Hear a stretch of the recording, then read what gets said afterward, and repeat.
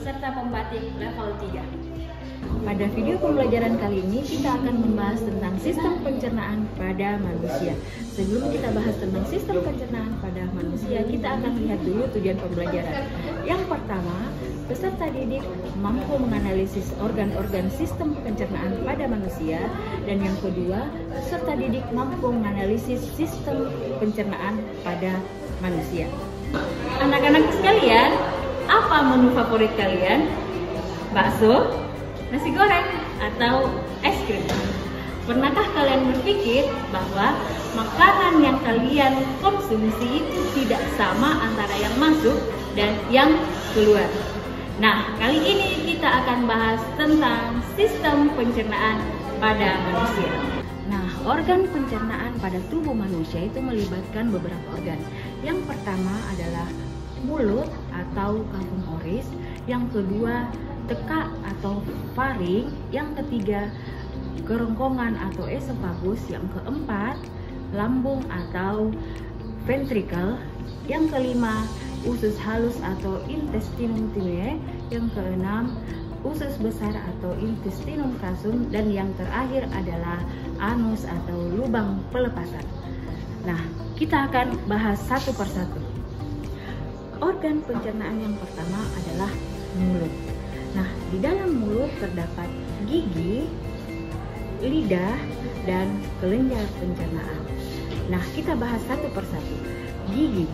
Gigi manusia tumbuh pertama pada umur 6 bulan dan disebut dengan gigi susu. Dan lama-kelamaan akan diganti dengan gigi permanen dan akan berjumlah lebih dari 20 buah. Dan gigi manusia itu terdiri atas 4, yaitu gigi seri, gigi taring, dan gigi geraham kecil dan gigi geraham besar. Fungsi gigi adalah menggigit, mengunyah, mengoyak, dan menghaluskan makanan. Yang kedua adalah lidah. Lidah berfungsi untuk yang pertama membantu menelan makanan, yang kedua membantu bersuara, yang ketiga membersihkan gigi, dan yang keempat sebagai alat pengecap. Nah, yang ketiga adalah kelenjar pencernaan.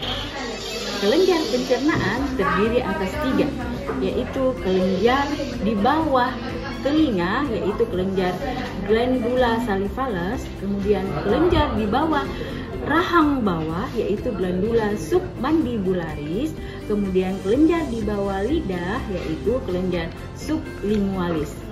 Organ pencernaan yang kedua adalah tekak atau faring. Tekak atau faring ini merupakan penghubung antara rongga mulut dengan kerongkongan, di mana tekak atau faring ini merupakan persimpangan antara sistem pencernaan dan sistem pernapasan. Nah, ketika kita menelan, maka sistem pernapasan akan tertutup. Organ pencernaan yang ketiga adalah kerongkongan atau esofagus. Lapisan kerongkongan terdiri atas 3 lapis, yaitu jaringan ikat bagian luar, bagian tengahnya adalah jaringan otot, dan bagian dalamnya adalah jaringan epitel. 2/3 dari atas kerongkongan merupakan otot lurik, sedangkan 1/3 bagian bawahnya adalah otot polos. Nah, lapisan otot ini merupakan lapisan otot yang melingkar dan memanjang, di mana gerakan ini merupakan gerakan peristaltik, di mana gerakan peristaltik ini adalah gerakan meremas makanan, sehingga makanan akan bergantian masuk ke dalam kerongkongan, sehingga makanan tidak langsung meluncur ke dalam lambung. Organ yang keempat adalah lambung atau ventricle. Ventricle ini terletak di bawah rusuk agak ke kiri. Ventricle terdiri atas 3 bagian, yaitu kardiak terletak di atas dekat dengan hati, kemudian bagian tengahnya merupakan fundus yang bagian menggantung, dan bagian terbawah dekat dengan usus halus yaitu pilorus. Organ pencernaan yang kelima adalah usus halus atau intestinum tineae. Usus halus ini panjangnya kira-kira 8,25 meter yang terdiri atas 3 bagian. Bagian yang pertama adalah usus 12 jari atau duodenum, kira-kira panjangnya 0,25 meter. Bagian yang kedua adalah usus kosong atau ileum, panjangnya kira-kira 7 meter. Bagian yang ketiga adalah usus penyerapan atau ileum, panjangnya kira-kira 1 meter. Organ yang keenam adalah usus besar atau intestinum crassum. Nah, usus besar ini terdiri atas 2 bagian, yaitu usus tebal atau kolon, dan yang kedua adalah poros usus atau rektum, di mana sisa makanan yang tidak diserap oleh ileum akan masuk ke dalam kolon.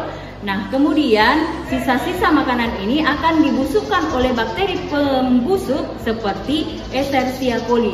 Nah, sisa-sisa dari makanan ini akan diteruskan ke rektum. Organ pencernaan yang ke-7 adalah anus atau lubang pelepasan, di mana anus atau lubang pelepasan ini merupakan akhir dari sistem pencernaan, di mana ketika lambung terisi makanan akan didorong masuk ke dalam usus besar dan diteruskan ke dalam anus. Nah, ketika terjadi rangsangan, maka timbullah namanya gastrolitik atau defekasi, di mana defekasi ini akan terjadi proses pengeluaran sistem pencernaan.